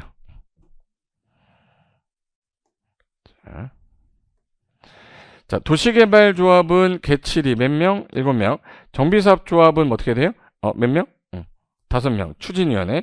얘는 조합이 3개인데 3개야. 지역 직장조합은 건설 예정 세대수의 50% 이상은 모여야 되는데 최소 20명 이상이어야 된다. 단 리모델링은 몇 명 이상이란 말 쓰지 않아요? 20명 이상이란 말 쓰지 않아. 그래서 지역조합은 주택조합은 지역주택조합, 직장주택조합, 리모델링조합 3개가 있고 정비사업조합은 재개발조합과 재건축조합이 있다. 얘네들은 성격이 2가지는 비슷해서 요 성격이 비슷한 거 있는데 틀린 것만 암기하면 도움이 많이 된다. 그리고 됐죠? 하나 더 할까? 그 전에 이거 하기 전에 제가 이 3가지 법에서 조합이 있는데 이 조합 중에 조합 설립 다 뭐 받으랬죠? 인가 받으랬는데 요 직장주택조합만 얘 같은 경우는 건설하기 위한 조합이 있고 공급받기 위한 조합이 있어. 이따가 주택조합은 자세하게 다시 할 거예요. 얘 워낙 잘 나와서. 그러면 건설하려면 조합 설립 인가를 받는 게 당연한 건데 이게 공급만 받는 직장주택을 공급만 받는 거야. 공급만 받는 애들 같은 경우는 국민주택을 공급받기 때문에 건설업자가 아니에요. 그래서 얘는 신고로 가능해요. 그래서 저 별명이 뭐죠? 공법의 신이죠. 그걸 공신이라고 하잖아. 나라 세운 공신은 개국공신. 나라 세운 공신은 무슨 공신? 개국공신. 건물 세운 공신은 건인공신이라고 그래요. 건인공신. 공법의 신. 기억해. 건인공신. 직장조합이 건인 직공신 그래가지고 직장주택조합이 국민주택을 공급받게 한 경우에는 뭐로 가능하다? 신고. 요거 빼고는요. 전부 다 조합 설립 뭐 받아야 돼? 인가 받는 거예요. 그거를 일단 개념을 잡고 인가 받기 위해서 동의요건이 어떻게 되니? 도시개발조합은 면적 3분의 2와 총수 2분의 1. 면상이 총마잔 2분의 1. 요거는 모든 토지 소유자가 다 조합원이 자동조합원이 된다. 근데 도시 재개발, 자, 정비사업조합은 2개로 나눠질 때 정비사업조합이죠. 그럼 정비사업조합은 재개발은 4, 3, 2, 1. 총수 4분의 3, 면적 2분의 1. 4, 3, 2, 1. 재건축은 아까 동의요건이 각 동은 과반수인데 아파트 단지면 전체 동의 4분의 3, 면적도 4분의 3. 이거. 각동, 아파트 단지면 각동 얼마 동의 얻어요? 과반수와 전체 동 구분 소유자 4분의 3, 면적도 4분의 3. 이거는 재건축. 만약에 여기서 동의 안 했다? 그럼 무슨 청구 들어가요? 그럼 무슨 청구? 매도 청구. 됐죠? 그 다음에 여기 단지 바깥일 때는 얘는 4, 3, 3이 요거 3분의 2잖아. 요건 2분의 1인데 요거 두 개를 자주 틀리게 합니다. 그리고 여기는 동의 안 해도 자동조합원인데 재건축은 뭐 한 자만 동의 한 자만 조합원이고 동의 안 하면 매도 청구 대상자다. 그 다음에 지역주택하고 직장조합은 가입을 하는 거니까 작용 요건이 무주택 세대주이거나 있어도 얼마 이하 한 채 85제곱미터 이하 한 채 가진 사람만 가입이 가능하다. 그리고 직장조합은 두 개로 나눠지는데 건설하기 위한 조합과 공급받기 위한 조합이 있어요. 건설하려면 조합 설립 인가를 받아야지. 근데 건설된 걸 공급만 받는 거야. 뭐로 가능해요? 신고. 그래서 줄여서 이거를 건인 직공신 그래요. 건인 직공신. 뭐라고 그래? 건인 직공신. 요거 잘 외워야 돼. 됐고, 그 다음에 자 리모델링 주택 조합을 설립하려면 자 리모델링 같은 경우는 일단 기능이 떨어진 걸 증대하는 거니까 증축하거나 뭐 하는 거죠? 대수선하는 거야. 증축하고 대선은 뭐 받는 거죠? 허가 받는 거잖아요. 그럼 리모델링은 뭘 받아야 되네? 허가. 그래서 리모델링은 허가를 원칙으로 하는 거예요. 근데 증가되는 세대수가 주택법상 30개 이상 짓잖아요. 30개 이상이면 그때는 사업계 승인이라고 그래요. 30세대 이상이 증가된다면 그때는 사업계 승인 받아라 이렇게 하는 거야. 그러면 얘네들도 조합 설립할 때 지역 재건축보다는 규제가 좀 완화돼서 얘는 각동 과반수 동의 어때? 전체 동의 3분의 2만 얻으면 돼. 한 동만 만약에 한다 그러면 이 한 동에 3분의 2만 동의 얻으면 조합 설립할 수 있어. 근데 여기서도 동의 안 하면 얘도 똑같이 무슨 청구해? 매도 청구한다 이렇게 하시면 돼. 그리고 얘네가 조합 설립이 되고 나서 리모델링 하려면 허가 받으랬죠. 그래서 요 각동이 얼마로 바뀌어요? 50%. 전체 동 3분의 2가 75. 한 동만 할 때 요게 75로 바뀌는 거야. 근데 여기서 만약에 동의 안 하면 매도 청구한다고요. 됐어요? 그래서 요게 조합 관련된 건데 그 중에 이 도시개발 조합하고 정비사업 조합은 거의 유사한데 얘는 땅 내놓고 땅 받는 게 환지 방식이잖아요. 근데 얘는 건물 내놓고 건물 받는 거야. 그래서 얘는 환지 방식, 얘는 환권 방식이에요. 얘는 헌 땅 주고 새 땅 받는 거, 헌집 주고 새 집 받는 거. 그래서 얘네들은 조합 설립 인가가 나면 주된 사무소 소재지에 30일 내 등기해야 돼요. 그러면 등기가 돼야 성립된 거로 봐서 이거는 우리가 이때 법인으로 간주합니다. 그래서 등기함으로 성립한다 해서 등기함으로 성립한다. 바보같이 해야 돼. 등기함으로 성립한다. 네, 쪽팔리지? 전 괜찮아요. 전 쪽팔리는 거 다 필요 없어. 기억나는 게 더 중요한 거야. 그렇게 살아왔고 등기함으로 성립한다. 하나 더. 자, 여기서 동의하지 않아도 자동조합원이거든요. 근데 원래는 그런 거야. 근데 재건축하고 리모델링 둘만 동의 안 하면 안 돼. 조합원이 안 돼. 무슨 청구한다? 매도 청구 대상이다. 됐고. 그 다음에 미성년자도 토지 등 소유자나 토지 소유자일 수 있죠. 그럼 걔네들도 조합원은 돼. 그런데 얘를 일을 시키면 안 되죠. 임원이 될 수는 없어. 그래서 조합원은 되나 임원은 될 수 없어. 임원의 결격 사유다 그래요.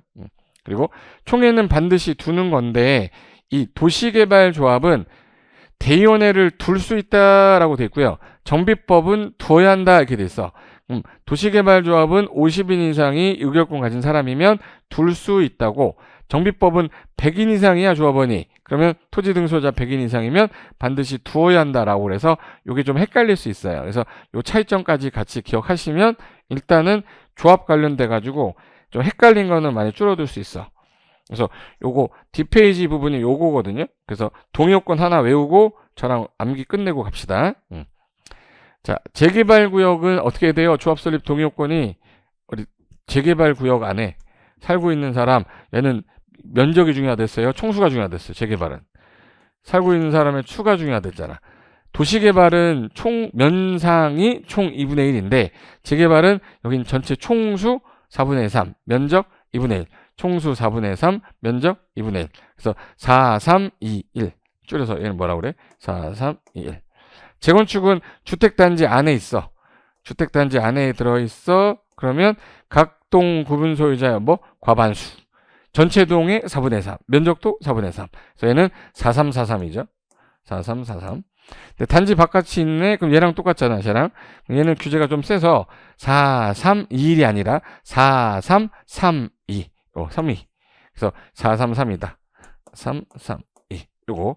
근데 여기서 동의 안 해도 자동 조합원이나 재건축의 경우는 동의 한 자만 조합원으로 본다. 이렇게 하셔야 돼. 그래서 요 두 개 헷갈리지 마시고. 자, 그래서 요 가로 안에 들어갈 말을 한번 써볼 건데, 도시개발 조합 설립할 때, 자, 도시개발이죠. 현재 토지 소유자들이 모여 있어. 면적이 중요하죠. 면상이 총 2분의 1, 면적 3분의 2, 총수 2분의 1. 그리고 도시개발이든 정비조합이든 조합서 인가를 받은 상태에서 30일 내 뭐 하면 성립하죠? 등기함으로 성립한다. 등덩.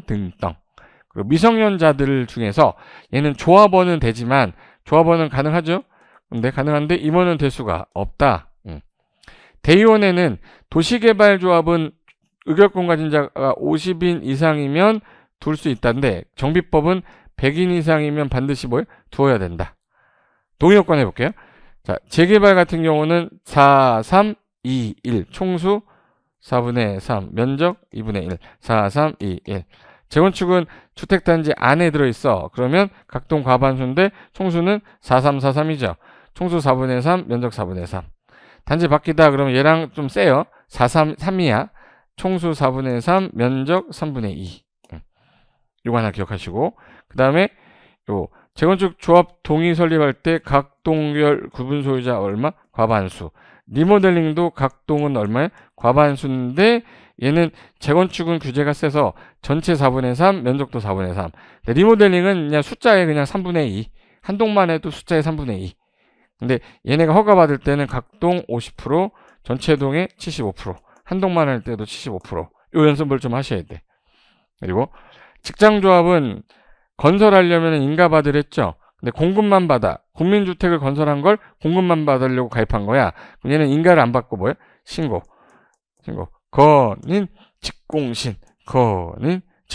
요거가 세 가지가 구분이 되면 공부 엄청 많이 된 겁니다.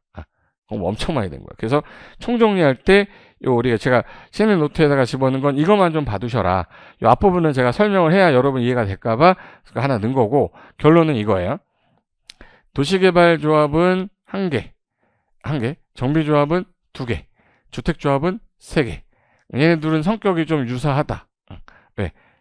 둘 다 등기함으로 성립 안 됐죠. 그리고 개발법은 개칠이 몇 명이 모여라? 7명. 얘는 동의요건이 면상이 총마자니 면적 3분의 2, 총수 2분의 1. 동의 안 해도 무슨 조합원? 자동조합원.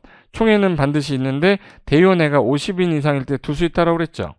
근데 얘는 추진위원회 5글자니까 몇 명이? 5명이 추진위원회 구성 승인 받고 조합 설립을 하는 거다. 재개발은 431, 재건축은 총수. 자, 예를 들어서 각동일 때에는 과반수고 4343이잖아. 근데 바뀔 때에는 4332. 여기는 동의한 자만 조합원이고 동의 안 하면 무슨 청구? 매도 청구. 그래서 재건축은 동의한 자만 조합원이다. 그리고 총회는 다 반드시 두는 거예요. 근데 얘는 100인 이상이면은 대의원에 둘 수 있다가 아니라 반드시 두어야 한다. 그리고 주택법에서는 지역하고 직장조합은 조건입니다. 그래서 무주택자이거나 85 이하 한 채 가진 사람으로 예정세대, 건설 예정세대 수가 만약에 400세대다. 그러면 50%면 얼마죠? 200명. 최소 200명 이상이어야 된다. 그게 20명 이상은 돼야 되고 리모델링은 그러하지 않습니다. 그래서 얘네 둘은 무주택자거나 85 이하 한 채 소유한 자인데 요거 직장조합이 2개로 아까 나눠질 때 건설하기 위한 조합이 있고 공급받기 위한 조합이 있었죠. 건설하기 위한 조합은 똑같이 요 내용이 똑같은데 이 국민주택을 공급받는 거거든요. 국민주택은 집이 있는 사람을 위해서 만든 게 아니라 없는 사람을 위해서 만든 거예요. 국민주택은. 그래서 얘는 집이 있으면 안 돼. 그래서 85 이하가 없고 무주택자에 한한다. 요게 시험에 잘 나오는 거예요. 리모델링 조합 설립할 때는 한 동 있으면 그냥 3분의 2인데 이게 여러 동이면 각 동 과반수 전체 동 3분의 2. 한 동만 있으면 3분의 2.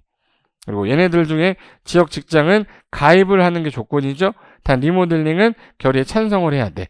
찬성 안 했다, 허가 신청할 때 안 했다, 매도 청구 대상이다 이 뜻이에요. 그래서 요게 세 가지가 요 정도 구분이 된 상태에서 공부를 좀 시작하면 남들보다 훨씬 더 빨리 진행이 돼서 제가 요거 한번 그려놨던 거니까 요걸로 연습을 좀 해두시면 좀 빠르게 진행이 될 것 같아요. 됐죠? 그래서 요거까지는 머릿속에 좀 넣어두시고 잠깐 쉬었다가, 자, 요거는 도시개발 사업에서는 이제 원형지라는 게 있고, 그 조성토지라는 게 있거든요. 약간씩 달라서 요거 비교해두면 나중에 개발법 수용 방식 공부할 때 도움이 좀 될 거예요. 그럼 바로 잠깐 쉬었다가 요 부분 바로 이어서 하겠습니다. 잠깐만 쉬겠습니다.